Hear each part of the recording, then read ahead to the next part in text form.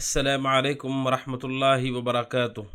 الحمد للہ رب العالمین، صلی اللہ وسلم وبارک علی عبدہ ورسول محمد وعلی آلہ وصحبہ اجمعین وعلی من تبعہم بإحسان الی یوم الدین، اما بعد۔ حیاکم اللہ ناظرین اکرام، آپ سب کا خیر مقدم ہے۔ ناظرین اکرام، کبیرہ گناہوں کے سلسلے میں ہماری گفتگو جاری ہے۔ پچھلے درس میں آپ کے سامنے کچھ کبیرہ گناہوں کا تذکرہ آیا، جس میں غیر اللہ کی قسم کھانا، عورت کا بے پردہ ہو کر گھر سے نکلنا، خوشبو لگا کر گھر سے نکلنا، اللہ کے بندوں پر ظلم کرنا اور جیسے دیگر کبیرہ گناہوں کا تذکرہ آیا۔ ناظرین کرام، آج اس درس کے پہلے گناہ کے طور پر جو گناہ مجھے آپ کے سامنے رکھنا ہے، 45 نمبر پر جو کبیرہ گناہ مجھے آپ کے سامنے رکھنا ہے، وہ یہ ہے کہ کوئی شخص دین کا علم حاصل کرتا ہے لیکن اس کا مقصد دنیا ہو، دین کا علم دنیا کے مقصد سے حاصل کرے۔ یہ کبیرہ گناہوں میں سے ناظرین اکرام، یہ جو شریعت کا علم ہے، اس علم کا مقصد یہ ہے کہ ہم اللہ تبارک و تعالیٰ کی عبادت دلیل کی روشنی میں کر سکیں، اللہ کے قریب جا سکیں اور اللہ کے بندوں کو صحیح راستہ بتا سکیں کہ وہ بھی اللہ کی عبادت کریں صحیح طریقے پر۔ یہ علم کا مقصد ہے، علم کے حاصل کرنے کا مقصد ہے۔ اگر کوئی آدمی علم اس لیے حاصل کر رہا ہے تاکہ وہ اس کے ذریعے سے دنیا کمائے، دنیا میں نام کمائے، دنیا میں شہرت کمائے، دنیا میں اسے اونچا مقام، اونچا منصب اس کو مل جائے، اگر اس لیے وہ علم حاصل کر رہا ہے تو یہ کبیرہ گناہوں میں سے بہت بڑا یہ گناہ ہے۔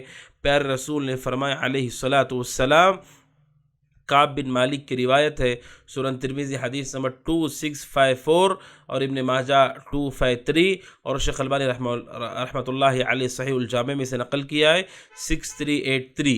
کیا کہا رسول اکرم صلی اللہ علیہ وسلم نے؟ آپ نے کہا من طلب العلم لیجاری بہ العلماء، آپ نے کہا جو علم اس لیے حاصل کرتا ہے تاکہ وہ علماء سے بحث و تکرار کر سکے، علماء سے مناظرے کر سکے، علماء سے مقابلہ کر سکے، تاکہ اس کا علم لوگوں کو معلوم پڑے، لوگوں میں اس کی شہرت ہو کہ دیکھو یہ تو علماء کے ساتھ بھی بحث کر لیتا ہے اور علماء کا علم اس سے کم ہے۔ اس مقصد سے کوئی علم حاصل کرتا ہے۔ اول یماری بہ السفہاء، یا علم حاصل کرتا ہے کس لیے؟ تاکہ وہ جہلاء کے ساتھ بحث کرے، جاہلوں کے ساتھ، جو علم نہیں رکھتے، عام عوام کے ساتھ تکرار کرے، تاکہ اس کی کمزوری لوگوں کو معلوم پڑ جائے کہ جو اس سے بات کر رہے ہیں ان کے پاس علم نہیں ہے، تاکہ اس کا نام ہو، اس کے لیے لوگوں کے اس کے بارے میں لوگوں کے دلوں میں اہمیت بڑھ جائے کہ دیکھو کتنا پختہ علم والا ہے، کتنا مضبوط علم والا ہے کہ لوگوں سے بحث کر رہا ہے، کوئی اس کا جواب نہیں دے پا رہا ہے۔ اور تیسرا پیار رسول نے کہا اگر کوئی آدمی اس لیے مقصد سے علم حاصل کرتا ہے او یصرف بہ وجوہ الناس الیہ، تاکہ لوگوں کے چہرے اپنی طرف پھیر سکے، یعنی اپنی طرف متوجہ کر سکے کہ لوگ اس کی عزت کریں، لوگ اسے مانیں، لوگ اسے اونچے مقام پر بٹھائیں۔ اگر اس کا مقصد یہ ہے کہ لوگ اس کی طرف متوجہ ہوں تاکہ لوگ اس کی تعظیم کریں، اونچے مقام پر اسے بٹھائیں، اللہ کے نبی نے کہا جو ان 3 غلط مقصدوں کے لیے علم حاصل کرتا ہے، علماء کے سامنے علم ظاہر کرنے کے لیے، یا جو عام افراد بھولے بھالے لوگ ہیں ان سے بحث کر کے اپنے آپ کی جیت درج کرانے کے لیے، یا لوگوں کو اپنی طرف متوجہ کرا کے اپنی عزت کروانے کے لیے، اگر اس لیے علم حاصل کرتا ہے، پیار رسول نے کہا ادخلہ اللہ النار، اللہ تبارک و تعالیٰ ایسے شخص کو جہنم کی آگ میں داخل کرے گا، جہنم میں داخل کرے گا، یعنی یہ کبیرہ گناہ ہے۔ کیوں؟ کیونکہ ناظرین اکرام اس نے اللہ کے دین کو جو کہ وحی ہے، نور ہے، اسے استعمال کیا دنیا اور دنیا کی بے حیثیت چیزوں کے لیے، نام کے لیے، شہرت کے لیے۔ نام اور شہرت، یہ منصب ناظرین اکرام یہ دھوکہ ہے۔ سینکڑوں کروڑوں انسان اس زمین پر ہیں، ہر انسان یہی سوچے کہ میرا مقام ہو، مجھے منصب ملے، لوگ میری تعریف کریں۔ 1 صدی گزرنے دیجئے، 100 سال کے اندر اندر سب کے سب ختم ہو جائیں گے، نئی نسل آ جائے گی۔ کہاں جائے گی شہرت، کہاں جائے گا نام، کہاں جائے گا آپ کا منصب؟ یہ سب چیزیں فنا ہونے والی ہیں۔ اللہ کا دین اس لیے نہیں آیا ہے کہ لوگ اس کے ذریعے سے اپنے آپ کو، اپنی شخصیت کو، اپنے مقام کو دنیا کے لیے بلند کریں، نہیں، آخرت کے لیے بلند کریں۔ جو آدمی متقی ہوتا ہے اس کا مقام اللہ کے پاس بڑھ جاتا ہے، جنت کے درجات اس کو اونچے مل جاتے ہیں، جہنم سے وہ بچ جاتا ہے۔ یہ مقصد ہے علم کا۔ ایک اور روایت ہے ناظرین اکرام جس میں اللہ کے نبی نے سخت وعید بتائی، ابو داؤد حدیث نمبر 3664، ابو ہریرہ کہتے ہیں رضی اللہ عنہ، من تعلم علما مما یبتغى به اللہ، آپ نے کہا علیہ الصلوۃ والسلام، جو بھی علم حاصل کرتا ہے، یعنی اللہ کے رضامندی کو پانے کے لیے جو علم حاصل کیا جاتا ہے، یعنی دین کا علم حاصل کرتا ہے، یہ مقصد ہے، دنیاوی علم نہیں۔ دنیاوی علم تو دنیا ہی کے لیے حاصل کر رہا ہے، ڈاکٹر اس لیے بن رہا ہے تاکہ دنیاوی خدمت کرے، دنیاوی مال مل رہا ہے اس کو، انجینئر بن رہا ہے کوئی آدمی تاکہ وہ لوگوں کی خدمت کر کے اس کے ذریعے سے مال کما سکے۔ شریعت یہ کہتی ہے، اللہ کے نبی نے فرمایا، جو علم حاصل کرتا ہے وہ علم جس سے اللہ کی رضامندی حاصل کی جاتی ہے، لیکن کوئی آدمی اس لیے سیکھتا ہے اسے لیصیب بہ عرضا من الدنیا، کہ اسے دنیا کا ساز و سامان مل جائے، دنیا کی پونجی اسے مل جائے۔ کیا مطلب ہے عرضا من الدنیا؟ دنیا کا مال و متاع اسے مل جائے، یعنی مال مل جائے، شہرت مل جائے، لوگوں کی طرف سے مقام اور منصب مل جائے، اس لیے علم حاصل کرتا ہے۔ اللہ اس آدمی سے اتنا ناراض ہو جاتا ہے، لن یجد عرف الجنہ یوم القیامہ، کل قیامت کی دن ایسا شخص جنت کی خوشبو بھی نہیں سونگھ پائے گا۔ یہ کبیرہ گناہ ہے ناظرین اکرام۔ آپ میں سے کوئی بھی شخص ہے، مرد ہو کہ عورت ہو، علم حاصل کر رہا ہو، اس کا مقصد صرف اور صرف اللہ کی رضامندی، اللہ کو راضی کرنا، اللہ کے بندوں کو صحیح راستہ بتانا، خود بھی اپنی جہالت کو ختم کر کے دلیل کی روشنی میں عبادت کرنا، اور دوسروں کی جہالت ختم کر کے انہیں بھی راغب کرنا کہ وہ بھی دلیل کی روشنی میں اللہ کی عبادت کریں۔ یہ مقصد ہے علم کا۔ اگر علم کا مقصد یہ ہے تاکہ ہمیں دنیا کی یہ ساری چیزیں مل جائیں، تو یاد رکھیں ناظرین اکرام، اس کی سخت وعید۔ صحیح مسلم کی وہ حدیث بھی یاد کیجئے جو پچھلے دروس میں گزر چکی، 152 صحیح مسلم کی حدیث، کہ اللہ تبارک و تعالیٰ جن 3 لوگوں سے جہنم کی آگ بھڑکائے گا، ان میں سے ایک وہ شخص ہوگا جس نے علم حاصل کیا، قرآن کی تلاوت کی، قرآن پڑھا اور پڑھایا۔ جب اس سے کہا جائے گا، وہ کہے گا، اے اللہ میں نے تیرے رضا کے لیے علم حاصل کیا، قرآن پڑھایا۔ اللہ کہے گا، تم نے جھوٹ کہا، تم نے قرآن اس لیے پڑھایا، دین اس لیے سکھایا تاکہ لوگ تمہیں عالم کہیں، تاکہ لوگ قاری کہیں، شہرت کے لیے سب کچھ کیا، اور تمہیں دنیا میں وہ چیزیں مل چکی ہیں، لہٰذا اس عالم کو، اس قاری کو، اس علم سیکھنے والے کو منہ کے بل گھسیٹ کر کے ناظرین اکرام جہنم کی آگ کے حوالے کر دیا جائے گا۔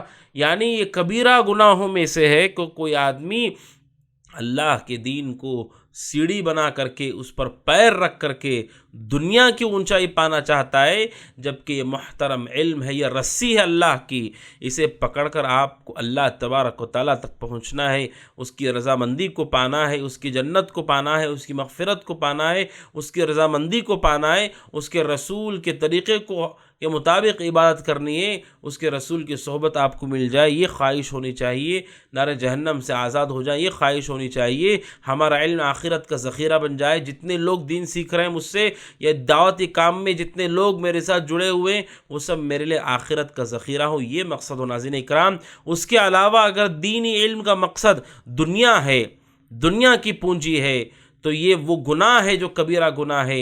ایک روایت میں آپ نے کہا، جو علماء سے بحث کرنے کے لیے، جاہلوں کو حقیر معمولی دکھانے کے لیے، لوگوں میں اونچا مقام پانے کے لیے علم حاصل کرتا ہے، وہ جنت میں، اللہ اسے جہنم میں داخل کرے گا، اور دوسری روایت میں آپ نے کہا وہ جنت کی خوشبو بھی نہیں سونگھ سکے گا۔ یعنی کبیرہ گناہوں کی جو ڈیفینیشن اپنی پڑھی تھی ناظرین اکرام، کہ جس گناہ پہ کہا گیا ہو کہ وہ جہنم میں جائے گا، جس گناہ کے بارے میں کہا گیا ہو کہ وہ جنت میں نہیں جا سکے گا، دونوں کی دونوں چیزیں آپ اس ایک گناہ کے بارے میں سن چکے کہ 2 روایتوں میں اللہ کے نبی، ایک روایت میں کہا وہ جہنم میں داخل ہوگا، اور ایک روایت میں کہا کہ وہ شخص جنت کی خوشبو بھی نہیں سونگھ سکتا، اور صحیح مسلم کی حدیث میں کہا اس سے جہنم کی آگ کو بھڑکایا جائے گا۔ لہٰذا ناظرین اکرام، جو گناہ پہلا میں نے آپ کے سامنے رکھا وہ یہ ہے کہ کوئی آدمی دنیا کے لیے علم حاصل کرتا ہے دین کا، یہ کبیرہ گناہ ہے۔ اور 46 نمبر پر جو کبیرہ گناہ میں آپ کے سامنے رکھنا چاہتا ہوں ناظرین اکرام، وہ گناہ یہ ہے کہ کوئی آدمی تقدیر کو جھٹلا دے، تقدیر کا انکار کر دے، تکذیب کر دے۔ ہم سب یہ ایمان رکھتے ہیں ناظرین اکرام، اللہ تبارک و تعالیٰ پر ایمان، اس کے رسولوں پر ایمان، اس کی کتابوں پر ایمان، اس کے فرشتوں پر ایمان، آخرت کے دن پر ایمان، اسی طرح تقدیر پر ہم ایمان رکھتے ہیں کہ اللہ تبارک و تعالی ہر چیز کو پہلے سے جانتا ہے، اور اس نے اسے ایک کتاب میں لکھا ہے، لکھ دیا ہے، اور اللہ تبارک و تعالی جو چاہتا ہے وہ ہو کر رہتا ہے، اور اللہ تبارک و تعالی ہمارا بھی، ہمارے افعال کا بھی خالق ہے، پیدا کرنے والا ہے۔ یہ تقدیر ہے ناظرین کرام، ہم سب اس پر ایمان رکھتے ہیں۔ اگر کوئی آدمی تقدیر کو جھٹلا دے، یہ کہہ دے کہ تقدیر نہیں ہوتی ہے، تو وہ شخص اللہ تبارک و تعالیٰ کا نافرمان، اس کا کوئی ایمان نہیں ہے۔ جو اس کا انکار کر دے یہ بڑا گناہ ہے۔ اگر کوئی آدمی تقدیر کو جھٹلا دے، تقدیر کا انکار کر دے، اس سے کہ ناظرین اکرام کہ ایسے لوگ پیدا ہوئے جنہوں نے تقدیر کا انکار کیا۔ سب سے پہلے معبد الجہنی، جس نے اس عقیدے کو نشر کیا لوگوں کے سامنے کہ تقدیر نامی کوئی چیز نہیں ہوتی ہے، اللہ کو پہلے سے کسی چیز کا علم نہیں ہوتا ہے۔ یہ قول لوگوں میں مشہور ہو گیا ناظرین اکرام، اور اس پر بہت سارے مسائل امت کے اندر ہو چکے ہیں، اور آج بھی ایسے افراد ہیں جنہیں تقدیر کے معاملے میں شک ہے۔ اللہ پہلے سے بہتر جانتا ہے، یہ ایک الگ بات ہے، اور اللہ نے ہمیں اختیار دے رکھا ہے، یہ اور بات ہے۔ دونوں چیزوں کو گڑبڑ کر کے خلط ملط کر دیتے ہیں اور کہتے ہیں جب اللہ پہلے سے جانتا ہے تو پھر سزا کیوں ہوگی؟ بھئی اللہ پہلے سے جانتا ہے، وہ اس کی ذات کے بارے میں بات ہو رہی کہ اتنا علم اس کے پاس ہے، وہ پہلے سے جانتا ہے، لیکن اس نے کسی کو مجبور نہیں کیا۔ انسان کو اس نے پیدا کیا ہے، اس نے اختیار دیا انسان کو کہ تم میں سے جو چاہے سیدھے راستے پر چلے، جو چاہے غلط راستے پر چلے۔ کوئی بھی کام انسان کرے، کوئی بھی عمل کرے تو وہ اس پر کوئی مجبوری نہیں ہوتی، وہ خود سے عمل کرتا ہے۔ اپنا نیکی کرنی ہو، گناہ کرنا ہو، انسان اپنی مرضی سے کرتا ہے، اور پھر کہتا ہے اللہ نے لکھ دیا ہے۔ اللہ تبارک و تعالیٰ ہر چیز کو جانتا ہے، اور اللہ تبارک و تعالیٰ نے اختیار دے رکھا ہے۔ دونوں چیزوں پر ہمارا ایمان ہونا چاہیے ناظرین اکرام۔ اسے ایک چھوٹی سی مثال سے سمجھیے کہ اگر کوئی استاذ ہے اور وہ استاذ کے پاس اتنا علم ہے، کئی سالوں سے وہ پڑھا رہا ہے بچوں کو، وہ بچوں کو دیکھ کر کے وہ اندازہ کر لیتا ہے کہ یہ بچہ کتنا ذہین ہے، یہ بچہ کامیاب ہوگا یا نہیں ہوگا، اسے اندازہ ہو جاتا ہے۔ کئی سال سے وہ پڑھا رہا ہے۔ جب ایگزام پیپر وہ دیتا ہے، ہر بچے کو ایگزام پیپر وہ دیتا ہے، ہر ایک کو پڑھاتا ہے کلاس میں، ہر ایک کو ہوم ورک دیتا ہے، ہر ایک کو سمجھاتا ہے، ہر ایک سے پوچھتا ہے کوئی مسئلہ ہے تو پوچھ لو مجھ سے، ہر ایک کو وقت دیتا ہے۔ ایگزام میں پیپر بھی سب کے برابر وہ سب کو تقسیم کرتا ہے، ہر بچے کو دیتا ہے، لیکن اس کے پاس یہ علم ہے کہ یہ بچہ، ان میں سے 2-4 بچے ایسے جو کمزور ہیں، اگر وہ بچہ پڑھتا نہیں ہے اور فیل ہو جاتا ہے اور یہ کہے کہ میرے استاذ کو پہلے سے معلوم تھا کہ میں فیل ہونے والا ہوں، پھر استاد کو معلوم ہے کیونکہ اس کے پاس علم ہے، اس کے پاس تجربہ ہے، ایکسپیرینس ہے، لیکن جب پڑھایا اس نے تو تمہیں بھی اتنا ہی پڑھایا جتنا سب سے اچھے پڑھنے والے بچے کو پڑھایا۔ وہ اسی کلاس میں تم بھی رہے، اسی کلاس میں تم نے بھی سنا، اسی کلاس میں تم نے بھی لکھا، لیکن تم نے محنت نہیں کی تو غلطی تمہاری ہے۔ اب اس کے علم کو تم غلط کہو۔ ناظرین اکرام، یہ سمجھنے کے لیے چھوٹی سی مثال میں نے آپ کے سامنے رکھی۔ اللہ تبارک و تعالیٰ چونکہ ہر چیز کو جانتا ہے، اب اگر ہم یہ کہیں کہ نہیں اللہ تبارک و تعالیٰ کو پہلے سے علم نہیں ہے، ہم بعد میں جب مرتے ہیں نیکیاں کر کے یا گناہ کر کے تب اسے پتہ چلتا ہے، تو گویا کہ آپ نے اللہ کے بارے میں یہ کہا کہ اس کی صفات پوری نہیں ہے۔ آپ ایک گڑھے سے نکل کے اس سے بڑے گڑھے میں گر جاؤ گے۔ آپ یہ کہو گے کہ نہیں اللہ کو نہیں معلوم ہوتا ہے، بعد میں معلوم ہوتا ہے، اس کا مطلب ایسا معبود ہے اس کو پتہ ہی نہیں کہ اس کے بندوں کا فیوچر کیا ہے، جبکہ معبود وہ ہے جسے ہر چیز معلوم ہوتی ہے پہلے سے۔ تو ناظرین اکرام، اس لیے ہمارا اعتقاد ہے اللہ ہر چیز کو جانتا ہے اور ہر چیز کے بارے میں اسے لکھ دیا ہے۔ وہیں ہم یہ بھی مانتے ہیں کہ اللہ نے ہمیں اختیار دیا ہے۔ کسی نے شیخ ابن عثیمین رحمہ اللہ سے پوچھا کہ کیا چٹھی لکھ کر کے دی، کیا انسان کو اختیار ہے یا وہ مجبور ہے؟ اللہ نے لکھ دیا اس لیے مجبور ہے۔ شیخ عثیمین نے کہا جب تم چٹھی لکھ رہے تھے، یہ سوال لکھ رہے تھے، بتاؤ کیا تم مجبور تھے؟ کیا کوئی تمہارا ہاتھ پکڑ کے لکھوا رہا تھا اس کو؟ تم چٹھی لکھتے ہوئے، سوال کرتے ہوئے بھی آزاد ہو، تم اپنی مرضی سے سوال کر رہے ہو، تو کیسے کوئی آدمی کہے گا کہ ہم مجبور ہیں؟ تقدیر پر ایمان ہے ناظرین اکرام، تقدیر کو نہیں جھٹلاتے۔ اسی لیے اللہ کے نبی علیہ الصلوۃ والسلام نے فرمایا، مسند احمد 27484، اور اسی طرح شیخ البانی نے سلسلہ احادیث صحیحہ کے اندر 675 میں نقل کیا ہے۔ ابو الدرداء رضی اللہ عنہ کہتے ہیں رسول اکرم صلی اللہ علیہ وسلم نے فرمایا لا يدخل الجنت عاق وَمُدْمِنُ خَمْ وَلَا مُدْمِنُ خَمْرٍ، آپ نے کہا جنت میں اللہ کا ماں باپ کا نافرمان نہیں جائے گا. دوسرا شرابی جو شراب کی عادت ڈال چکا ہے. اور تیسرا آپ نے کہا وَلَا مُكَذِّبٌ بِقَدَرٍ، آپ نے کہا تقدیر کا انکار کرنے والا بھی نہیں جائے گا جنت میں. ایک اور روایت ہے جسے شیخ البانی رحمہ اللہ نے صحیح الجامع میں نقل کیا ہے 3065، اور امام بہقی نے قضاء القدر میں نقل کیا ہے 432. ابو امامہ کہتے رضی اللہ عنہ رسول اکرم صلی اللہ علیہ وسلم نے فرمایا 3 لوگ ایسے ہیں کہ جن سے اللہ تبارک و تعالی لا یقبل اللہ صرفا ولا عدلا، جن سے اللہ تبارک و تعالی قبول نہیں کرتا ہے، نہ ان کی نفل قبول ہے نہ ان کا فدیہ قبول ہے. پیر رسول نے کہا 3 لوگ ہیں. آپ نے کہا عاق، ایک وہ جو ماں باپ کا نافرمان ہے. آگے آپ نے کہا وہ مکذب بالقدر، آپ نے کہا تقدیر کا انکار کرنے والا وہ بھی ایسا شخص ہے جس کا عمل متاثر ہو جاتا ہے. اور عبداللہ بن عمر رضی اللہ عنہما کی ایک روایت ابو داؤد کی 4691، رسول اکرم صلی اللہ علیہ وسلم نے فرمایا القدریۃ مجوس هذه الامہ، پیر رسول نے کہا تقدیر کا انکار کرنے والا شخص، تقدیر کے منکرین اس امت کے مجوسی ہیں، اس امت کے مجوس ہیں. وہ مجوسی وہ لوگ جو آگ کی پوجا کرتے، پیر رسول نے کہا کہ اس امت کے وہ مجوس ہیں. آپ نے کہا ان مریضوا فلا تعودوہم، آپ نے کہا اگر تقدیر کا انکار کرنے والے لوگ بیمار ہو جائے ان کی عیادت کے لیے مت جاؤ. وَإِن مَاتُوا فَلَا تَشْهَدُوهُمْ، اگر یہ لوگ مر جاتے ہیں ان کے جنازوں میں نہیں جانا، ان کے جنازوں میں شریک نہ، کیونکہ مجوسی ہیں اس امت کے.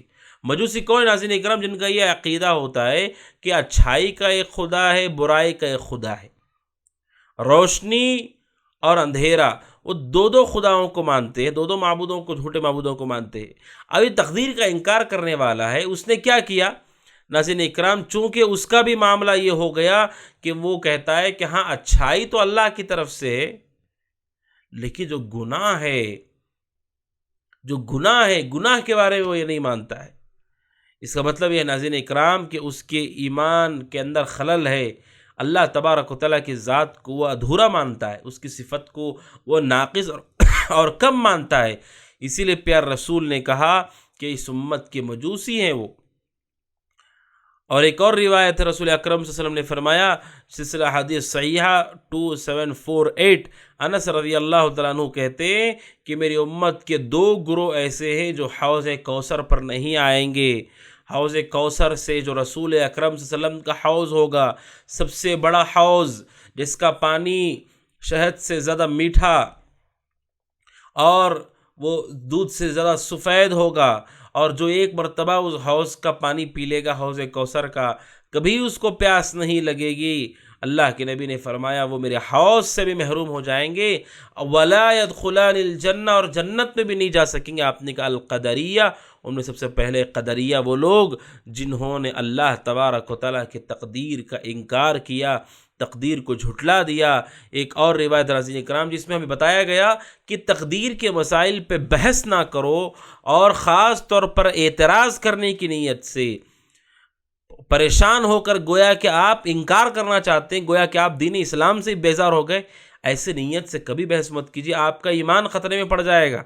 تقدیر کے مسائل سیکھنے بھی ہیں تو پورے احترام سے، ایمان اور یقین سے، جس طرح ابو بکر و عمر نے ایمان رکھا، کبھی انہوں نے تقدیر کے بارے میں رسول سے سوالات نہیں کی، اسی طرح ایمان و یقین رکھتے ہوئے پوچھئے، تلاش کیجیے، پڑھیے کتابوں کو، قرآن کی تفسیر سیکھیے.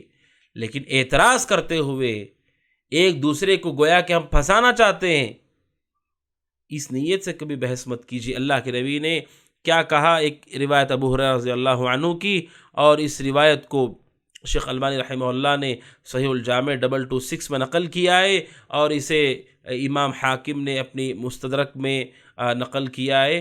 پیارے رسول نے کہا، ابو ہریرہ رضی اللہ عنہ کہتے اخر الکلام فی القدر لشرار الناس فی آخر الزمان.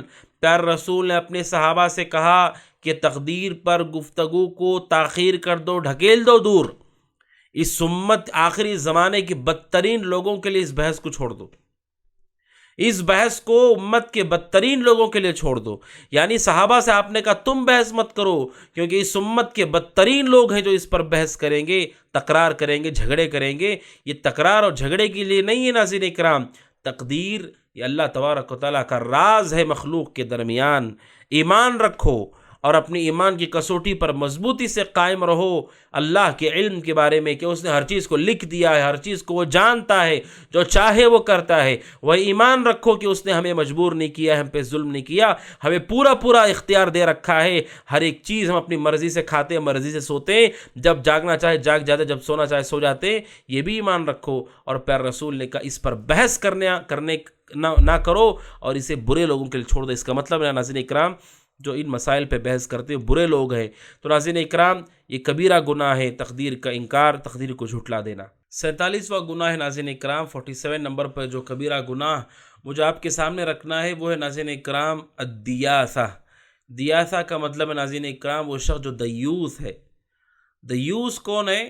جسے ہم عام زبان میں کہیں وہ شخص جو بے غیرت ہے، جس کے اندر غیرت نہیں ہے، جو اپنی بیوی کو، اپنے گھر میں بے حیائی کو، بدکاری کو اور منکرات کو اپنے گھر کے اندر برقرار رکھتا ہے اور اس پر اسے کوئی افسوس اور کوئی غیرت نہیں ہوتی ہے، اسے دیوث کہا گیا. ناظرین اکرام ایک مرد اس کے صفات میں سے یہ ہے کہ وہ کبھی اپنے گھر کے اندر بے حیائی اور بدکاری کو پسند نہیں کرے گا اور برداشت نہیں کرے گا. لیکن ناظرین اکرام یہ بھی بہت بڑا گناہ ہے کہ انسان جب بے حیا ہوتا ہے اس کی حیا ختم ہوتے ہوتے اس درجے میں پہنچ جاتا ہے وہ بے حیا ہو کر کے کہ اس کی پوری غیرت ختم ہو جاتی ہے اور اپنی آنکھوں سے اپنی بیوی کو برائی کرتا ہوا دیکھتا ہے، تب بھی اس کے اندر غیرت نہیں آتی اور اسے نہیں روکتا ہے. زنا کرتے ہوئے دیکھتا ہے، اسے معلوم ہے کہ میرے گھر میں یہ برائی ہو رہی ہے، پھر بھی وہ کچھ نہیں کرتا ہے. یہ دیوث اور یہ گنہگار نافرمان اللہ اس کے رسول کا. شریعت کہتی ہے مومن کو باغیرت ہونا چاہیے، غیرت والا ہونا چاہیے. گناہ کو دیکھ کر اسے غیرت آنی چاہیے. اور بالخصوص جب عزتوں کی بات ہو، عزتوں کی حفاظت کی بات ہو، مرد کو چاہیے کہ اس کے اندر غیرت ہو. غیر محرم کے موجودگی میں اسے کوئی فرق نہیں پڑ رہا کہ اس کی بیوی کہاں جا رہی ہے، کہاں آ رہی ہے، کس سے مل رہی ہے، کیسے مل رہی ہے، اس کی بیٹیاں کہاں جا رہی ہیں، کہاں سے آ رہی ہیں، اس کی بہنیں کہاں جا رہی ہیں، کہاں سے آ رہی ہیں، اسے کوئی فرق نہیں پڑتا. یہ دیوث ہے. پیارے رسول نے کہا سنن نسائی الکبریٰ کے اندر یہ روایت موجود ہے 2354. عبداللہ بن عمر رضی اللہ عنہما کہتے ہیں پیارے رسول نے کہا 3 لوگ ایسے ہیں جنہیں اللہ تبارک و تعالیٰ قیامت کے دن نہیں دیکھے گا. قیامت کے اللہ تبارک و تعالیٰ رحمت کی نگاہ سے ان کو نہیں دیکھے گا. آپ نے کہا وہ دیوث، ان میں سے وہ شخص بھی ہے جو دیوث ہے، بے غیرت ہے، اسے اللہ تبارک و تعالیٰ نہیں دیکھے گا. اسی طرح ایک اور روایت ہے ناظرین کرام جو امام بیہقی نے سنن کبریٰ کے اندر نقل کیا ہے 21025 اور شیخ البانی رحمہ اللہ نے صحیح الجامع 3063 میں نقل کیا ہے. پیارے رسول نے کہا، نبی اکرم صلی اللہ علیہ وسلم نے فرمایا ثلاثۃ لا يدخلون الجنہ، 3 قسم کے لوگ ہیں جو جنت میں داخل نہیں ہوں گے. آپ نے کہا العاق بوالدیہ، اپنے ماں باپ کا نافرمان، اور دوسرا آپ نے کہا دیوث وہ شخص جو کہ بے غیرت تھا، جس نے گناہوں کو اپنے گھر والوں میں باقی رکھا، برقرار رکھا. ایسے واقعات بھی ناظرین کرام بسا اوقات سننے کو ملتے ہیں کہ شوہر کو پتہ ہے، اسے علم ہے، اسے علم ہونے کے باوجود وہ چھوڑ دیتا ہے اس مسئلے کو. ناظرین کرام بے حیائی بدکاری کو چھوڑ دیا جائے کہ وہ پنپ جائے، کوئی مسئلہ نہیں. ناظرین کرام بہت بری افسوس کی بات ہے. عزت قیمتی ہے، ہماری بھی، ہمارے گھر والوں کی بھی، اور آپ دوسروں کا خیال کر رہے ہیں لوگوں کا، لوگ کیا کہیں گے یہ سوچ کر کے اگر ہم نے عزت کو نیلام ہونے دیا تو یہ بہت بڑا گناہ ہے. شریعت کہتی ہے ایسا شخص اللہ تبارک و تعالیٰ کی رحمت سے، اللہ تبارک و تعالیٰ کی جنت سے محروم ہونے والا شخص ہے. پیر رسول نے اس پر سختی کے ساتھ بیان فرمایا. شیخ الاسلام ابن تیمیہ رحمۃ اللہ علیہ کہتے ہیں دیوث وہ ہے الذی لا غیرۃ لہ، جس کے پاس کوئی غیرت نہیں ہے، جس کے پاس کوئی غیرت نہیں ہے، جو اپنے گھر والوں میں برائی کو دیکھتا ہے اور دیکھنے کے بعد بھی اسے کوئی مسئلہ نہیں، اس خباثت کو اپنے گھر والوں میں وہ برقرار رکھتا ہے. پیر رسول نے فرمایا علیہ الصلاۃ والسلام کہ وہ شخص دیوث ہے. اور ایک اور روایت ہے ناظرین کرام جسے امام شیخ البانی رحمہ اللہ صحیح لغیری کہا صحیح الترغیب والترہیب میں، اور اسی طرح امام طبرانی نے اس روایت کو نقل کیا ہے صحیح الترغیب والترہیب۔ آپ دیکھیں جلد نمبر 2 اور صفحہ 299، عمار بن یاسر کہتے ہیں رضی اللہ تعالیٰ عنہ کہ 3 لوگ ہیں جو کبھی جنت میں نہیں جائیں گے، ایک دیوس والرجلۃ من النساء، وہ عورتیں جو مردوں کی طرح ہونے کی کوشش کرتی ہیں، وہ مدمن الخمر جو ہمیشہ شراب پیتا ہے۔ صحابہ نے کہا اللہ کے نبی مدمن الخمر فقد عرفنا، ہمیں معلوم ہے کہ مدمن الخمر کون ہے، لیکن اللہ کے نبی دیوس کون ہے؟ مت دیوس ہے، اللہ کے نبی دیوس کون ہے؟ آپ نے الذی لا یبالی من دخل علی اہلہ، آپ نے کہا اس سے مراد وہ شخص ہے جسے کوئی پرواہ نہیں کہ کون اس کے گھر آیا کون اس کے گھر سے گیا، کوئی پرواہ نہیں اس کو، یعنی بے حیا اور بے غیرت شخص، ایسا شخص جس کی غیرت مر چکی ہے۔ اسے ناظرین اکرام علماء کہتے ہیں مرد کو قوی ہونا چاہیے، اور وہ جہاں پر وہ منکرات کو غیرت کے امور کو دیکھتا ہے وہاں خاموش نہ رہے، جب شریعت چھوٹ دی وہیں پر اسے چھوٹ دینی اپنے گھر والوں کو، جہاں پر اللہ کی حدود کی بات آئے، عزتوں کی بات آئے، بے حیائی اور بدکاری کی بات آئے، مومن کو وہاں قوی ہو کر کے مضبوط ہونا چاہیے۔ اسی لیے اہل علم نے، اسی لیے پیارے رسول نے جہاں پر عورتوں کو مردوں کی مشابہت سے منع کیا، وہی مردوں کو عورتوں کی مشابہت سے منع کیا ہے۔ یہ گناہ ہے ناظرین اکرام، جسے اسی طرح اہل علم نے کہا کہ اس کے اندر یہ بھی چیز اگر اسے عموم میں داخل کیا جائے تو اس میں یہ چیز بھی داخل ہے کہ کوئی آدمی اپنی بیوی کو چھوٹا لباس پہنا کر کے، اپنی بیوی کو بے لباس اور بغیر پردے کے بے حیائی کے ساتھ لوگوں کے سامنے لے کر کے آتے، یہ بھی دیوس ہے۔ ایک تو آ رہے ہیں جا رہے ہیں اور وہ نہیں روک رہا، یہ تو وہ شخص ہے جو لے کر کے آ رہا اپنی بیوی کو چھوٹے لباس میں، بے پردگی کے ساتھ، بے حیائی کے ساتھ۔ یہ اس کی غیرت کی ختم ہونے کی دلیل ہے۔ مومن کو غیرت والا ہونا چاہیے، اور اس کی غیرت اسے روکتی ہے برے کاموں سے، اور اسی طرح اپنی بیوی اور بچیوں کی بہنوں کی ماؤں کی عزتوں کی حفاظت کے لیے مومن کو غیرت والا ہونا چاہیے۔ ناظرین اکرام، یہ کبیرہ گناہ جو میں نے آپ کے سامنے ذکر کیا ہے وہ ہے کہ آدمی دیوس ہو۔ 48واں کبیرہ گناہ ناظرین اکرام، 48 نمبر پر جو کبیرہ گناہ مجھے آپ کے سامنے رکھنا ہے وہ ناظرین اکرام وہ ہے غیر اللہ کے نام پر ذبح کرنا، غیر اللہ کے نام پر ذبح کرنا، غیر اللہ کے لیے ذبح کرنا۔ شریعت کہتی ہے ذبح کرنا یہ اللہ تبارک و تعالیٰ کے نام پر ہو سکتا ہے، غیر اللہ کے لیے ذبح کرنا، غیر اللہ کے نام پر ذبح کرنا شریعت اسلامیہ نے صاف لفظوں میں اسے حرام کیا۔ اللہ تبارک و تعالیٰ کے ساتھ شرک ہے، کیونکہ ذبح کرنا ثواب کے لیے، قربت کے لیے عبادت ہے۔ اللہ کے علاوہ ہمیں کس کا تقرب چاہیے؟ نفع نقصان کا مالک تو اللہ ہے، تو ذبح ہو تو اللہ کے نام پر ہو، اللہ سبحانہ و تعالیٰ کے لیے ہم ذبح کرتے۔ لیکن کوئی آدمی غیر اللہ کے نام پر ذبح کرے، اللہ کا نام چھوڑ کر کوئی اور نام لے کر ذبح کرے، یا پھر کسی کے قریب جانے کے لیے فلاں پیر ہے، فلاں ولی ہے، فلاں شہید ہیں، فلاں ہیں، جن کے نام پر ذبح کرنے سے ہم ان کے قریب چلے جائیں گے، وہ اللہ کے سامنے سفارش کریں گے ہماری۔ ناظرین اکرام، یہ شرک ہے، بہت بڑا گناہ ہے، یہ بہت بڑا گناہ ہے یہ۔ اللہ سبحانہ و تعالیٰ قرآن کریم میں کہتا ہے سورہ مائدہ آیت نمبر 3 میں جو چیزیں تم پر حرام کی گئی، حرمت علیکم المیتہ، مردار تم پر حرام ہے، والدم، بہتا ہوا خون حرام ہے، ولحم الخنزیر، خنزیر کا گوشت حرام ہے۔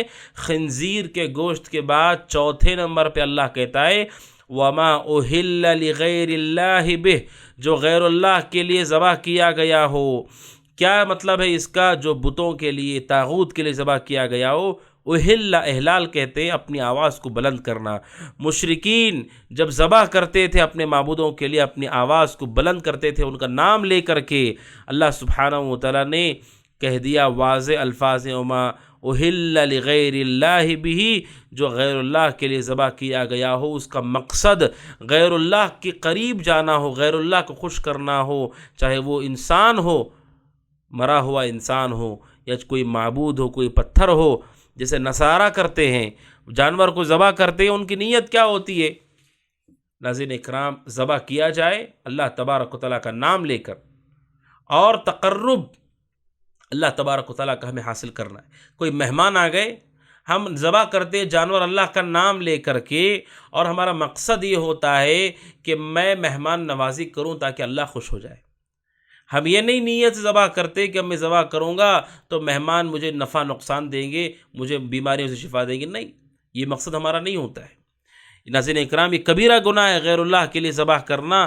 پیر رسول نے ایک اور روایت اسی قرآن کے آگے آیت میں اللہ سبحانہ وتعالیٰ نے کہا وَمَا ذُبِحَ عَلَى النُّصُبِ، وہ جو نصب پر ذبح کیا گیا، یعنی پتھر جو کعبہ کے اطراف تھے اس پہ جاہلیت میں لوگ ذبح کرتے تھے، یہ غیر اللہ کے نام پر ذبح کو ہر طرح سے حرام کیا گیا ہے۔ سورہ کوثر آیت نمبر 2 میں اللہ کہتا ہے فَصَلِّ لِرَبِّكَ وَانْحَرْ، اے اللہ کے نبی نماز پڑھی اپنے رب کے لیے، وَانْحَرْ، اور قربانی کیجئے۔ نماز کے ساتھ قربانی کو جوڑا گیا، جس طرح نماز عبادت ہے، اے رسول اللہ کے لیے پڑھیے، وَانْحَرْ، قربانی بھی عبادت ہے، اور وہ صرف اللہ تبارک و تعالیٰ کے لیے ہونا چاہیے۔ اور اللہ کے نبی نے لعنت کی ہے، صحیح مسلم حدیث نمبر 1978، اللہ کے نبی علیہ الصلوۃ والسلام نے لعنت کی ہے۔ کیا لعنت کیا؟ آپ نے کہا وَلَعَنَ اللَّهُ مَنْ ذَبَحَ لِغَيْرِ اللَّهِ، اللہ کے نبی نے فرمایا لعنت ہو اس شخص پر، من ذبح لغیر اللہ، جو غیر اللہ کے لیے ذبح کرتا ہے تاکہ اسے نفع مل سکے، نقصان سے محفوظ ہو سکے۔ ناظرین اکرام، جس طرح یہ عبادت ہے اسی طرح ناظرین اکرام شریعت اسلامیہ ہم کو یہ کہتی ہے کہ اس قربانی کو اللہ تبارک و تعالیٰ کے تقرب کا ذریعہ کب بنایا جاتا ہے؟ جب انسان حج میں ہو، حج میں انسان دم دیتا ہے یا قربانی کی عید آتی ہو، تب جب قربان کرتے مجرد ذبح کرنا ہی عبادت ہے، اس پہ ثواب ملتا ہے۔ اور بقیہ دنوں میں جو آپ جانور ذبح کرتے ہیں وہ بسم اللہ کہہ کے ذبح کرتے ہیں، ذبح کرنے پر کوئی ثواب نہیں ملتا ہے، اس کا گوشت آپ فقیروں کو دیتے ہیں، مسکینوں کو دیتے ہیں، کھلاتے ہیں، کمزوروں کو دیتے ہیں، اس وقت ثواب ملتا ہے۔ تو جو قربانی جسے ذبح کرنے پر ثواب ملتا ہے، اللہ کی قربت ملتی ہے، وہ بقرعید میں ہے، حج کے موقع پہ جو قربانی کی جاتی ہے، اس کے علاوہ جو جانور قربان کیے جاتے ہیں، ناظرین ذبح کیے جاتے ہیں، اس میں ذبح کرنے پر ثواب نہیں ملتا ہے، اس کے گوشت کے ذریعے سے اگر آپ غریبوں کی مدد کرتے تب ثواب ملتا ہے۔ اب دیکھیے، اگر کوئی آدمی بقرعید کے موقع پہ کوئی دمبا لاتا ہے اور اللہ کر کے اپنے گھر میں اللہ کا نام لے کے ذبح کر دیتا ہے، اسے بہت بڑا اجر ملے گا اللہ کے پاس، اگرچہ کہ ابھی اس نے گوشت تقسیم نہیں کیا ہو، اسے بہت بڑا اجر مل جائے گا، کیونکہ اس نے اللہ کے نام پر جانور کو قربان کر دیا۔ لیکن وہی آپ عام دنوں میں کوئی دمبا، کوئی بچڑا لائیں اور اسے اللہ کا نام لے کر ذبح کریں تو اس ذبح کرنے پر آپ کو کوئی ثواب نہیں ملتا ہے۔ ہاں، ثواب کب ملے گا؟ جب آپ نے ذبح کر دیا اور اس کا گوشت کا کچھ حصہ صدقہ و خیرات کیا تو آپ کو ثواب ملے گا۔ لہٰذا ثواب سمجھ کر کے جانور کو ذبح کرنا، یہ اس وقت جب ہم بقرعید میں ہوں یا حج میں کوئی حاجی جو تمتع کر رہا ہو، قران کر رہا ہو، وہ ذبح کرے گا۔ تو ناظرین اکرام، یہ کبیرہ گناہوں میں سے ہے، اللہ کے ساتھ شرک ہے، بلکہ کہ کوئی آدمی غیر اللہ کے لیے قربانی کرے۔ 49واں گناہ ہے ناظرین اکرام، 49 نمبر پر جو کبیرہ گناہ مجھے آپ کے سامنے رکھنا ہے وہ یہ ہے ناظرین اکرام کہ کوئی مسلمان کسی کاہن کے پاس جاتا ہے، عراف کے پاس جاتا ہے۔ کاہن کون ہے؟ جو غیب کا دعویٰ کر رہا ہے کہ اسے مستقبل کا علم ہے، ایسے شخص کے پاس جاتا ہے، اور کاہنوں کے پاس جاتا ہے، جادوگروں کے پاس۔ کاہن وہ شخص جو یہ کہتا ہے کہ مجھے جو چیز ہو چکی ہے اس کا علم ہے، گم شدہ چیز، تمہاری چیز کہاں ہے، کب واپس آئے گی، مجھے پتہ ہے۔ تو ایک وہ ہے جو کاہن ہے، جو غیب کے کا دعویٰ کرتا ہے، جو ہونے والا ہے، اور عراف ہے وہ جو ہو چکا ہے اس کے بارے میں بتاتا ہے۔ ہاں، ایسا ہو گیا، تمہاری گاڑی چوری ہو گئی، اس وقت مل جائے گی، اس دن آپ کو مل جائے گی۔ شریعت کہتے ہیں غیب کے جھوٹے دعوے داروں کے پاس، ان جادوگروں کے پاس، ان پاکھنڈیوں کے پاس جانا یہ کبیرہ گناہوں میں سے ہے، بہت بڑے گناہوں میں سے ہے۔ صحیح مسلم حدیث نمبر 2230، حضرت صفیہ روایت کرتی ہیں، رسول اکرم صلی اللہ علیہ وسلم نے فرمایا من اتی عرافا، آپ نے کہا جو غیب کا دعویٰ کرنے والا شخص، جو مستقبل میں ہونے والا ہے اس کا دعویٰ کرتا ہے، اس کے پاس آتا ہے اور آ کر کیا کرتا ہے؟ فَسَأَلَهُ عَنْ شَيْءٍ، اس سے کسی چیز کے بارے میں پوچھتا اپنی زندگی کے۔ آپ نے کہا لَمْ تُقْبَلْ لَهُ صَلَاةٌ 40 لَيْلَةً، اللہ تبارک و تعالیٰ 40 دن تک اس کی نماز ہی قبول نہیں کرتا۔ صرف ایسے جھوٹے دعوے داروں کے پاس جانے کی وجہ سے اور سوال کرنے کی وجہ سے اللہ 40 دن کی نمازیں اس کی قبول ہی نہیں کرتا ہے۔ اتنا اللہ ناراض ہو جاتا ہے، اور اتنا بڑا گناہ ہے اتنا خطرناک گناہ ہے، 40 دن تک اللہ نماز اس کی قبول نہیں کرتا ہے. کیوں؟ غیب صرف اللہ جانتا ہے، زمین و آسمان میں کوئی غیب نہیں جانتا، کسی کے پاس علم نہیں ہے. جو ہونے والا ہے کوئی نہیں جانتا ہے، وہ صرف اللہ کے پاس ہے اس کا علم.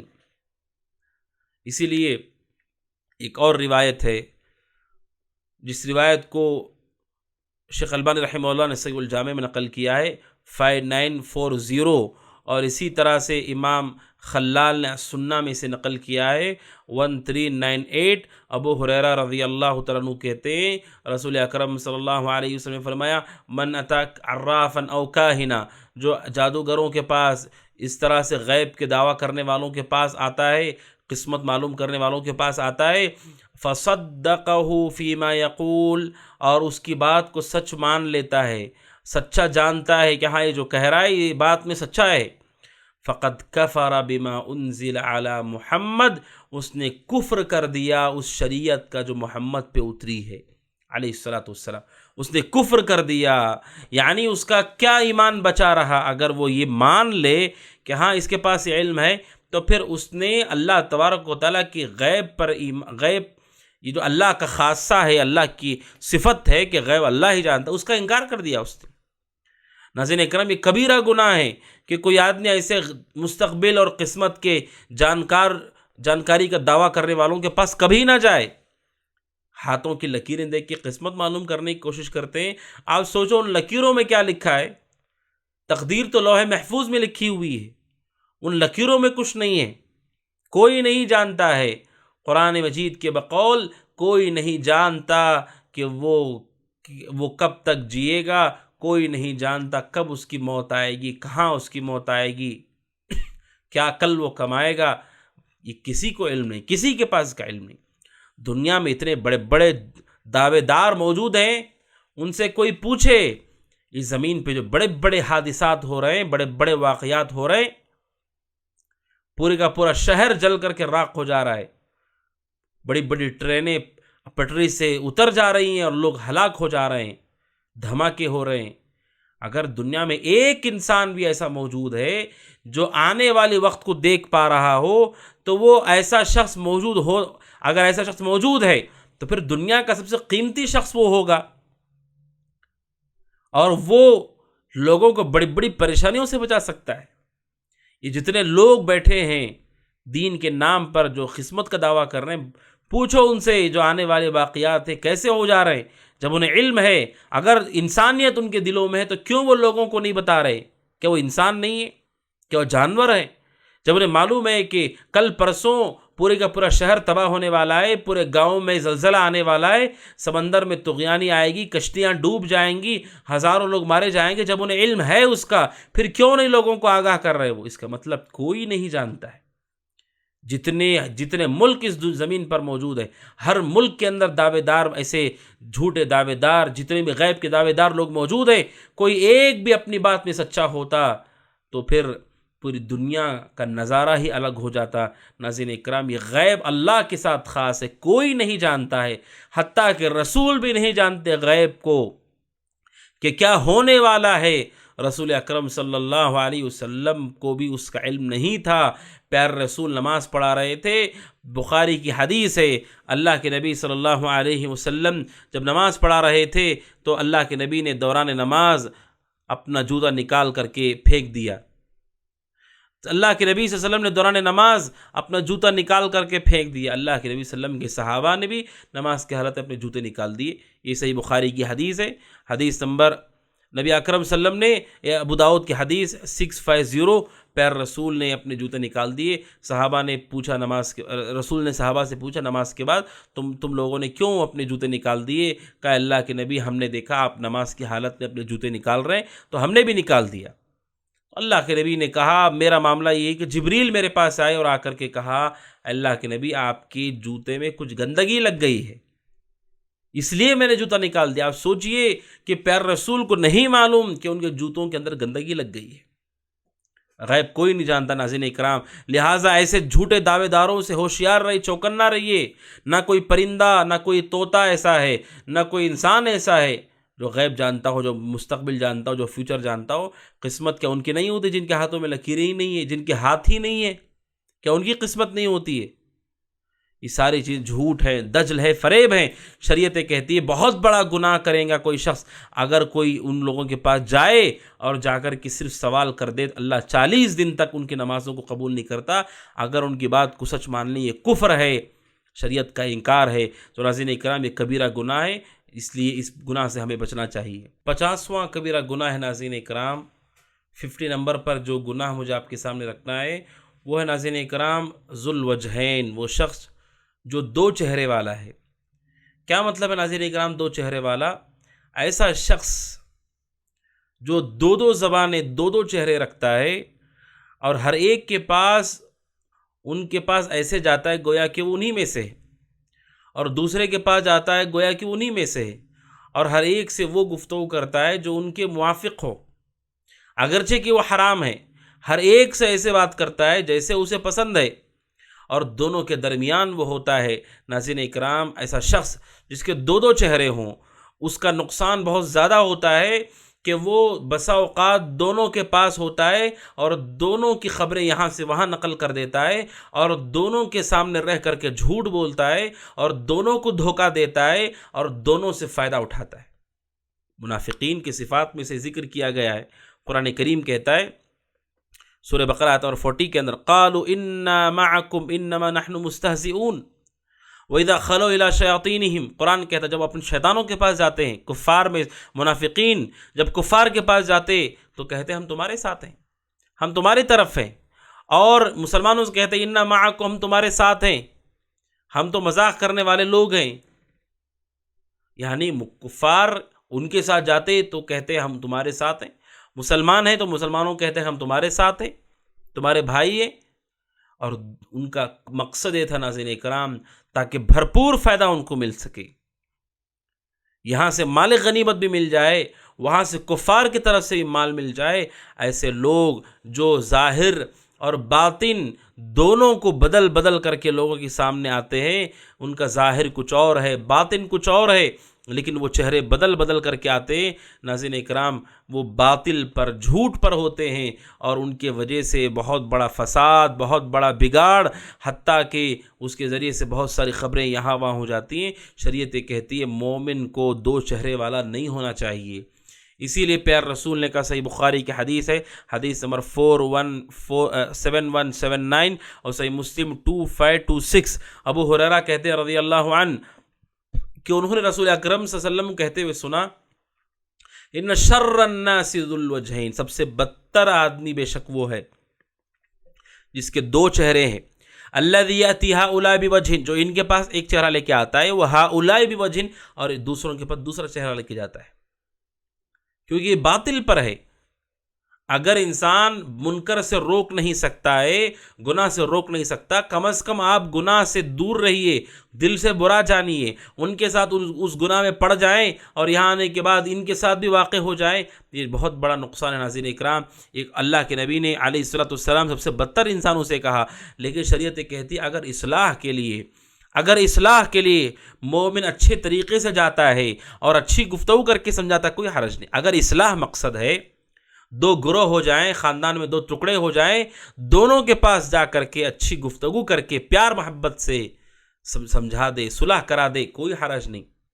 لیکن دونوں کے پاس جاتا ہے اور دونوں سے کہتا ہے میں تمہارے ساتھ ہوں، اور دونوں کو دھوکہ دے رہا ہے اور دونوں کی خبریں یہاں سے وہاں کر رہا ہے اور مزید نقصان کر رہا ہے، یہ جائز نہیں ہے۔ ابو داؤد کی حدیث نمبر 4873، حضرت عمار رضی اللہ عنہ کہتے ہیں رسول اکرم صلی اللہ علیہ وسلم نے فرمایا، من کان لہ وجہان فی الدنیا، جس آدمی کے دنیا میں دو چہرے ہوں گے، کان لہ یوم القیامت لسانان من نار، قیامت کے دن جہنم میں اس کی دو زبانیں ہوں گی، دو زبانیں ہوں گی، وہ بھی آگ کی، انگار کی زبانیں ہوں گی، دو زبانیں اللہ تعالیٰ دے گا، جس طرح دنیا میں دو زبانیں تھیں، اللہ آگ کی، لسانان من نار، نار جہنم کی دو زبانیں اس کے پاس ہوں گی، جس سے وہ عذاب میں مبتلا ہوگا۔ زبان تو منہ میں ہوتی ہے، سوچے زبان ہی آگ کی ہوگی تو کیسے درد سے وہ گزرے گا۔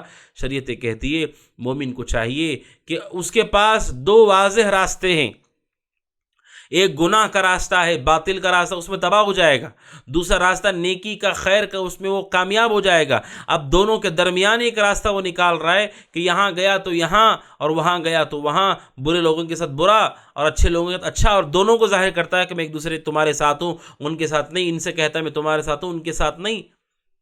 اس طرح سے باطل کے ساتھ گڑبڑ ہو جانا ناظرین اکرام یہ حل نہیں ہے مسئلے کا۔ گناہ ہے، گناہ سے دور رہیے، گناہ سے دور رہیے، اچھے لوگوں کی صحبت میں رہیے، اور ان کے پاس آپ جاتے ہیں برائی سے روکیے، منکرات سے روکیے۔ دو چہرے ہمارے پاس نہیں ہونا چاہیے۔ اور آج ناظرین اکرام جس بڑی مصیبت سے ہم دوچار ہیں ان میں سے یہ کہ ایسے افراد جو دو چہرے والے ہوتے ہیں، ان کے فتنے سے ہم لوگ پریشان ہو جاتے ہیں، اور اس فتنے کو ہم اپنی آنکھوں سے دیکھ پاتے ہیں۔ خاندان کی لڑائیاں ہوں یا باہر دوست و احباب کے درمیان مسائل ہوں، تجارت کے مسائل ہوں، کہ ہم ایک ساتھ رہنے والا شخص اس کے ساتھ کچھ اور طریقے سے، کسی اور کا کچھ اور طریقے سے، دشمن کے ساتھ بھی وہ ایسے ہے گویا کہ وہ دوست ہے، اور دوست کے ساتھ ایسے ہے گویا کہ اس کا سب سے محبوب ہے وہ، اور دونوں کو نقصان کر رہا ہے اور بڑی کھائی کھود رہا ہے، وہ جدائی کا اور تفریق کا اور الگ الگ ہونے کا ذریعہ بن رہا ہے۔ وہ مومن کو چاہیے کہ وہ اصلاح کرے، پل بن کر کے جوڑنے والا رہے، دونوں طرف اصلاح کرے اگر بگاڑ نظر آتا ہے، اور اس راستے سے نہ جائے جو منافقین کا راستہ تھا، دو چہرے والا نہ ہو۔ یہ کبیرہ گناہوں میں سے ہے کہ کوئی آدمی دو چہرے والا ہے۔ 51واں گناہ ہے ناظرین اکرام، 51 نمبر پر جو کبیرہ گناہ مجھے آپ کے سامنے رکھنا ہے، وہ کبیرہ گناہ ہے ناظرین اکرام غیبت کرنا۔ غیبت کیا ہے ناظرین اکرام؟ کسی مسلمان کے متعلق اس کی پیٹھ کے پیچھے گفتگو کرنا۔ اس کے متعلق خود رسول اکرم صلی اللہ علیہ وسلم نے اس کی وضاحت بیان کی ہے کہ غیبت کسے کہا جاتا ہے اور غیبت کیا ہے۔ پھر رسول نے علیہ الصلاۃ والسلام صحابہ اکرام سے اس کے بارے میں سوال بھی پوچھا تاکہ وہ صحابہ اکرام کو بتائیں، صحابہ کے دل میں شوق پیدا کریں۔ اللہ کے نبی نے علیہ الصلاۃ والسلام صحابہ سے پوچھا، جیسا کہ مشہور روایت ہے صحیح مسلم 2589، ابو ہریرہ کہتے رضی اللہ عنہ، رسول اکرم صلی اللہ علیہ وسلم نے پوچھا اتدرون ما الغیبہ، کیا تم جانتے ہو غیبت کیا ہے؟ صحابہ نے کہا اللہ و رسول اعلم، اللہ اس کے رسول زیادہ جانتے ہیں۔ آپ نے کہا ذکرک اخاک بما یکرہ، آپ نے کہا اپنے بھائی کا تذکرہ ایسے کرنا جسے وہ ناپسند کرتا ہے، اس کے پیچھے ایسا تذکرہ کرنا جسے وہ ناپسند کرتا ہے۔ اللہ کے نبی سے کہا گیا اللہ کے نبی آپ مجھے بتائیے اگر جو بات میں کہہ رہا ہوں اس کے پیٹھ کے پیچھے وہ چیز اس کے اندر ہو واقعتاً، جو ہے وہی میں پیٹھ کے پیچھے بول رہا ہوں۔ آپ نے کہا اگر اس کے اندر وہ گناہ ہے، وہ عیب ہے جو تم پیٹھ کے پیچھے بول رہے ہو، فقد اغتبتہ، یہی غیبت ہے، غیبت یہی ہے۔ آپ نے کہا اِلَّنْ يَكُنْ فِيهِ فَقَدْ بَهَتَّهُ، آپ نے کہا اگر اس کے اندر وہ گناہ نہیں ہے تو پھر تم نے اس پہ الزام لگایا ہے۔ تو گویا کہ دو الگ الگ گناہ ہیں۔ اگر ہے ہی نہیں وہ چیزیں کوئی بول رہا ہے پیٹھ کے پیچھے تو وہ گناہ الگ ہے، وہ بہتان تراشی ہے، کسی پہ الزام لگانا ہے۔ اگر ہے وہ چیز، پھر رسول نے کہا یہی غیبت ہے، اور اس غیبت کی بڑی مذمت کی گئی ہے شریعت کے نزدیک کہ غیبت بہت بڑا کبیرہ گناہ ہے۔ قرآن مجید کا اسلوب دیکھیے، قرآن مجید کہتا ہے سورہ حجرات آیت نمبر 12 میں وَلَا يَغْتَبْ بَعْضُكُمْ بَعْضًا، اے ایمان والوں آپس میں ایک دوسرے کی غیبت نہ کرو۔ کہا اَيُحِبُّ أَحَدُكُمْ أَن يَأْكُلَ لَحْمَ أَخِيهِ مَيْتًا، کیا تم میں سے کوئی یہ چاہتا ہے کہ اپنے مرے ہوئے مردہ بھائی کے جسم کا گوشت کھائے؟ فَكَرِهْتُمُوهُ، قرآن کہتا ہے کہ تم اسے ناپسند کرو گے۔ اللہ تبارک و تعالیٰ نے کیا چیز کے ذریعے سے اس گناہ کی قباحت کو بتایا ہے کہ اگر ہمارا سگا بھائی مر جائے، اس سگے بھائی کا گوشت کوئی کھانا پسند کرتا ہے۔ انسان کی فطرت میں ہے کہ وہ انسان کا گوشت نہیں کھاتا ہے، اس کی فطرت میں ہے کہ انسان ہو کر کے دوسرے انسانوں کا جسم، ان کا گوشت وہ نہیں کھاتا ہے، چاہے دشمن ہی کیوں نہ ہو۔ تو شریعت کہتی ہے جب تم اسے کھانا نہیں پسند کرتے ہو اور آپ سوچو کہ وہ مرا ہوا بھی ہے، گوشت کھانا ہی اور وہ مرے ہوئے بھائی کا، تو انسان اسے پسند نہیں کرتا ہے۔ شریعت کہتی یہی غیبت کی قباحت ہے کہ جب تم یہ پسند نہیں کرتے ہو تو اپنے پھر مسلمان بھائی کی عزت کو نیلام کر کے اس کے اوپر جو جرح، اس کے اوپر جو زخم تم نے کر دیا ہے، کیا وہ زخم معمولی زخم ہے؟ یہ زخم معمولی زخم نہیں ہے۔ اسی لیے امام شوکانی رحمۃ اللہ علیہ کہتے ہیں اللہ تبارک و تعالیٰ نے مردار بھائی کے گوشت کھانے کا تذکرہ کرتے ہوئے کہا کہ فَكَيْفَ إِذَا كَانَ أَخًا فِي النَّسَبِ، اگر وہ بھائی تمہارا سگا بھائی ہو تو کیسے تم وہ کھاؤ گے؟ اللہ سبحانہ و تعالیٰ نے یعرف ما فی هذه الآیت من المبالغۃ فی تحریم الغیبہ، اللہ نے اس غیبت کو صاف لفظوں میں حرام کرنے کے بعد اس کی برائی کو بتانے میں اللہ تبارک و تعالیٰ نے یہ جملہ استعمال کیا تاکہ اس کی برائی کو ہم محسوس کریں۔ آپ کو لگ رہا ہے آپ کسی کے بارے میں پیٹ کے پیچھے بول رہے ہیں، دو چار باتیں کیا ہو جائے گا؟ قرآن اسے حرام کر رہا ہے، ساتھ ہی ساتھ اللہ تبارک و تعالیٰ اس کی مثال دے رہا ہے جیسے کوئی آدمی اپنے مردار بھائی کا، جو بھائی مر چکا ہے، انتقال کر گیا، دنیا میں نہیں، اس کا گوشت کھا رہا ہے کاٹ کر کے۔ کیا اسے کھانا کوئی پسند کرتا ہے؟ نہیں پسند کرتا ہے۔ تو غیبت کوئی معمولی گناہ مت سمجھو۔ اللہ تبارک و تعالیٰ نے غیبت کے ساتھ اس کا تذکرہ کیا تاکہ اس گناہ کی سنگینی کو، اس کی خطرناکی کو بتایا جا سکے۔ اس لیے پیارے رسول نے، اللہ تبارک و تعالیٰ نے اس لفظ کا تذکرہ کیا۔ رسول اکرم صلی اللہ علیہ وسلم نے، آپ دیکھیے ابو داؤد کی حدیث نمبر 4875، حضرت عائشہ کہتی ہے رضی اللہ تعالیٰ عنہ کہ میں نے رسول کی ایک بیوی کے بارے میں کچھ کہہ دیا تھا۔ رسول اکرم صلی اللہ علیہ وسلم کی بیوی، ایک بیوی کے بارے میں نے کہہ دیا کہ وہ ایسی اور ایسی ہے، وہ موجود نہیں ہے۔ اللہ کے نبی صلی اللہ علیہ وسلم نے فرمایا حضرت عائشہ سے، عائشہ لقد قلت کلمہ، عائشہ تم نے ایسی بات کہہ دیے، لو مزجت بماء البحر لمزجتہ، آپ نے کہا اگر تمہاری بات کو سمندر میں ڈال دیا جائے تو پورا سمندر کا پانی کا رنگ بدل جائے گا، پورا سمندر تبدیل ہو جائے گا، تم نے ایسی بات کہی ہے۔ یعنی اس حدیث میں بتایا گیا اتنا برا ہے یہ، اس درجے میں ہے یہ کہ جو مخلوق سب سے بڑی ہے زمین کی سب سے بڑی مخلوق وہ ہے سمندر۔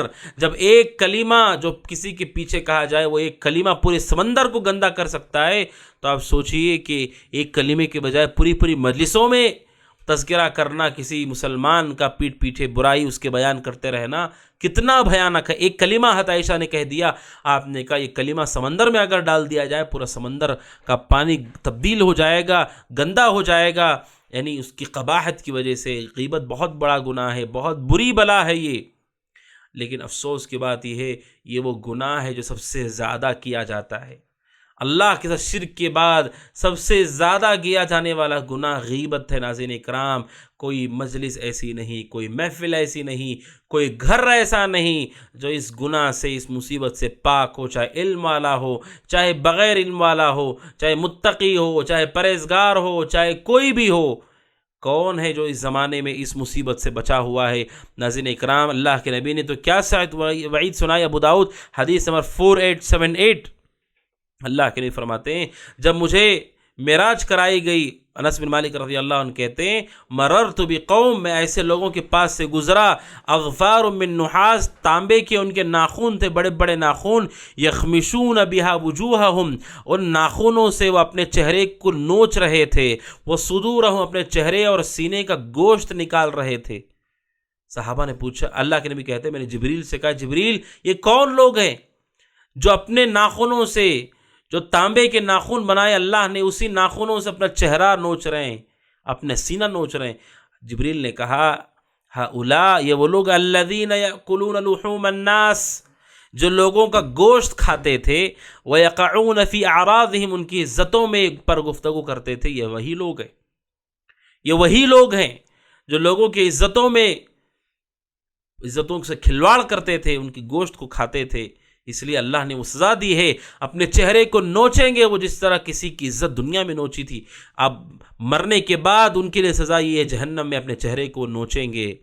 عزیزان اکرام، یہ بہت بہت بڑا گناہ ہے غیبت۔ اس غیبت کی سنگینی کو جان لینا چاہیے۔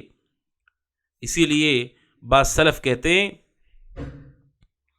امام محمد بن سیرین کہتے رحمۃ اللہ علیہ، ان اکثر الناس خطایا اکثرهم ذکرا لخطایا الناس، کہتے ہیں سب سے بڑا گنہگار وہ ہے، محمد بن سیرین جو کہ بہت بڑے تابعی ہیں، وہ کہتے ہیں کہ دنیا میں سب سے بڑا گنہگار وہ ہے جو دوسروں کے گناہوں کو سب سے زیادہ گنا کرتا ہے، سب سے زیادہ یاد کرتا ہے۔ جو دوسروں کے گناہوں کے پیچھے لگا رہتا ہے وہ سب سے زیادہ گناہ کرنے والا شخص ہے، کیونکہ اللہ تبارک و تعالیٰ نے ہمیں لوگوں پر نگران بنا کر کے نہیں بھیجا ہے۔ اور اسی لیے سلف صالحین اس بات کی نصیحت کیا کرتے تھے، جو آدمی علم حاصل کرنا چاہتا ہے، سکون کے ساتھ زندگی گزارنا چاہتا ہے، اسے چاہیے غیبت سے وہ اپنے آپ کو دور کر لے، کیونکہ غیبت گناہ کے ساتھ ساتھ ہم اپنی نیکیاں قیامت کے دن اسے دے دیں گے، یہ نیکیوں کو دینے کا سبب ہے، ہمارے نیکیاں تقسیم ہو جائیں گی۔ تاریخ بغداد خطیب بغدادی نے نقل کیا ہے، عبداللہ مبارک کہتے ہیں میں نے سفیان ثوری سے کہا اے ابو عبداللہ، ابو حنیفہ رحمہ اللہ غیبت سے بہت دور رہتے ہیں۔ ابو حنیفہ رحمہ اللہ کے بارے میں عبداللہ مبارک نے سفیان ثوری سے کہا کہ میں نے ابو حنیفہ کو دیکھا رحمۃ اللہ علیہ بہت زیادہ غیبت سے دور رہتے ہیں، میں نے ان سے کبھی کسی دشمن کی غیبت بھی کبھی نہیں سنی۔ عبداللہ مبارک شاگرد ہیں ابو حنیفہ رحمہ اللہ کے، کہتے ہیں ما سمعت یغتاب عدوا له قط، کبھی دشمن کی بھی غیبت نہیں کرتے۔ تو حضرت سفیان ثوری نے کہا، ابو حنیفہ رحمہ اللہ کی تعریف کرتے ہوئے کہا ہوا واللہ اعقل، کہا کہ وہ اتنے سمجھدار آدمی، اتنی ذہین آدمی ہیں، وہ اپنی نیکیوں پر کسی کو حاوی ہونے نہیں دے رہے ہیں۔ ابو حنیفہ اس لیے اپنی زبان بند کر رہے ہیں کیونکہ وہ نہیں چاہتے کہ وہ نیکیاں جو کر رہے ہیں وہ قیامت میں تقسیم ہو جائیں، لوگوں میں بٹ جائیں۔ وہ اپنی عقل استعمال کر رہے ہیں، سمجھ بوجھ کے ساتھ، وہ جان بوجھ کر اپنی زبان کی حفاظت کر رہے ہیں، کہیں ایسا نہ ہو کہ نیکیاں تقسیم ہو جائے۔ وہ بڑے ذہین آدمی ہیں۔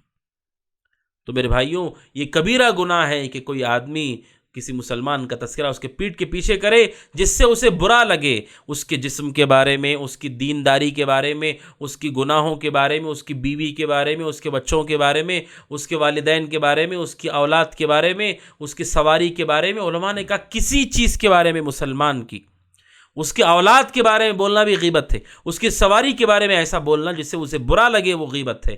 ہاں، اچھا تذکرہ کرنا اس میں کوئی حرج نہیں، ایسی بات پیچھے کہنا جسے وہ سنے تو خوشی محسوس ہو، اچھا لگے، اس کو کوئی حرج نہیں، جیسے تعریف کر دینا، اچھی صفات کو بیان کرنا پیٹھ پیچھے، کوئی حرج کی بات نہیں۔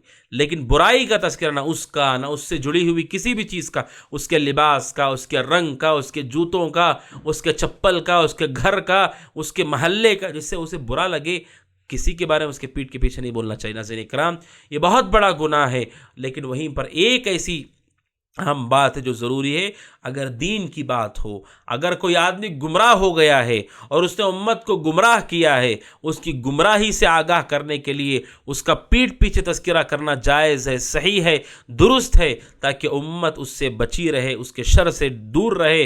گمراہ آدمی کا پیٹھ پیچھے تذکرہ کرنا، اس کی کتابوں کے بارے میں امت کو آگاہ کرنا کہ یہ گمراہ ہے، اس کی کتابوں میں یہ غلطیاں ہیں، کوئی حرج نہیں ہے، کیونکہ اس سے دین کی حفاظت مقصد۔ جیسے آپ حدیث کے بارے میں کہتے ہیں یہ راوی صحیح ہے، یہ راوی ضعیف ہے، کیوں؟ تاکہ ہمیں پتہ چلے حدیث صحیح ہے کہ ضعیف ہے، پوری امت مانتی ہے کہ آپ یہ عمل صحیح ہے۔ اسی طرح جو بھی گمراہ شخص، چاہے زندہ ہو مر چکا ہو، اس کا پیٹھ پیچھے تذکرہ کرنا، مجلسوں میں اس کا تذکرہ کرنا جہاں ضرورت ہے، تاکہ اس کی گمراہی سے لوگ محفوظ رہیں، کہ فلاں آدمی جو تفسیر کرتا ہے یہ گمراہ آدمی ہے، اس کے بعد دین کا علم نہیں تھا، اس طرح کہنے میں کوئی حرج نہیں، کوئی قباحت نہیں ہے۔ اللہ تبارک و تعالیٰ نے ہمیں کفر سے، کفار سے ڈرایا ہے، فرعون کا تذکرہ کیا گیا ہے تاکہ مسلمان اس کے راستے پر نہ جائیں۔ وہیں پر اللہ تبارک و تعالیٰ نے ابو لہب کا تذکرہ کیا ہے، پیارے رسول صلی اللہ علیہ وسلم نے اپنے زمانے میں خوارج سے ڈرایا، صحابہ کو چوکنا کیا اپنے صحابہ کو۔ تو اس طرح سے تذکرہ کرنے میں کوئی حرج نہیں، لیکن کوئی آدمی بھولا بھالا مسلمان ہے، اس کا تذکرہ خواہ کر رہا ہے، اگرچہ کہ وہ گناہ کر رہا ہو، ہمیں حق نہیں ہے کہ ہم اس کی پیٹھ کے پیچھے اس کا تذکرہ کریں۔ ناظرین اکرام، یہ کبیرہ گناہوں میں سے 52واں گناہ ہے۔ ناظرین اکرام، 52 نمبر پر جو گناہ مجھے آپ کے سامنے رکھنا ہے وہ ناظرین اکرام، قدیم زمانے میں جب غلام اور غلاموں کو لیا جاتا تھا اور غلام جنگوں میں حاصل ہوتے تھے، ان غلاموں سے متعلق خاص ایک گناہ ہے کہ اگر کوئی آدمی جو غلام ہے اپنے جو اس کا مالک ہے اس سے بھاگ کر کے چلا جائے تو یہ بہت بڑا کبیرہ گناہ ہے۔ علماء نے اس گناہ کو کبائر میں، جنہوں نے کبیرہ گناہوں پر کتابیں لکھی ہیں، اس گناہ کو نقل کیا ہے، اس لیے میں آپ کے سامنے نقل کر رہا ہوں۔ اگرچہ کہ آج کے زمانے میں غلام لونڈیاں نہیں پائی جاتی ہیں، جس زمانے میں وہ تھیں یا جس زمانے میں ہوں گی اللہ بہتر جانے، یہ کبیرہ گناہ ہے کہ کوئی غلام اپنے سید جو اس کا سردار ہے، جو اس کا مالک ہے، اس کے پاس سے بھاگ کر کے چلا جائے۔ سنن نسائی حدیث نمبر 4049، صحیح مسلم حدیث نمبر 70، جریر بن عبداللہ کہتے ہیں رسول اکرم صلی اللہ علیہ وسلم نے فرمایا اذا ابق العبد لم تقبل له صلاح حتى يرجع الى موالیہ۔ رسول اکرم صلی اللہ علیہ وسلم نے فرمایا جب کوئی غلام بھاگ جاتا ہے اپنے مالک کے یہاں سے، اللہ تبارک و تعالیٰ اس کی کوئی نماز قبول نہیں کرتا ہے یہاں تک کہ وہ لوٹ کر کے نہ آ جائے۔ جب تک لوٹ کر نہیں آتا اس کی نماز قبول نہیں کی جاتی۔ ایک اور روایت ہے ناظرین اکرام جس کو شیخ البانی رحمہ اللہ نے صحیح الجامع میں نقل کیا ہے، 136 حدیث نمبر شیخ البانی رحمہ اللہ نقل کیا۔ عبداللہ بن عمر کہتے ہیں رضی اللہ تعالیٰ عنہما رسول اکرم صلی اللہ علیہ وسلم نے فرمایا 2 قسم کے لوگ ہیں جن کی نمازیں ان کے سروں سے اوپر نہیں اٹھتی ہیں۔ کون ہے؟ آپ نے کہا عبد ابق من موالیہ، وہ غلام جو اپنے آقا کے یہاں سے بھاگ گیا، مالک کے یہاں سے بھاگ گیا، جب تک لوٹ کر کے نہیں آتا اس وقت تک اس کی نماز اس کے سر سے اوپر نہیں جاتی ہے۔ وامرأۃ، اور ایسی عورت عصت زوجہا، جس نے اپنے شوہر کی نافرمانی کی ہے، جب تک وہ نافرمانی نہیں چھوڑتی اس کی نماز اس کے سر سے اوپر نہیں جاتی ہے۔ ناظرین اکرام اسے کبیرہ گناہوں میں سے ذکر کیا گیا ہے۔ یہ وفا نہیں ہے، یہ غداری اور خیانت ہے کہ جس نے ہمیں رکھا ہے، جس نے ہمیں اپنی ذمہ داری میں رکھا ہے، جو نگرانی کرتا ہے، اسی کو دھوکہ دے کر کے، اسی سے غداری کر کے فرار ہو جائے، اسی کو چھوڑ دے۔ شریعت اسلامیہ ایسے مذموم صفات کو پسند نہیں کرتی ہے۔ آنے والے دروس میں ناظرین اکرام غداری کے متعلق، خیانت سے متعلق گفتگو ہوگی تو پتہ چلے گا کہ شریعت نے ان صفات کو پسند نہیں کیا ہے کہ انسان اچھائی کا بدلہ برائی سے دیتا ہے، وفا کا بدلہ دھوکے سے دیتا ہے، اور انسان راحت کو وصول کرتا ہے اور پریشان کر کے وہاں سے نکلتا ہے۔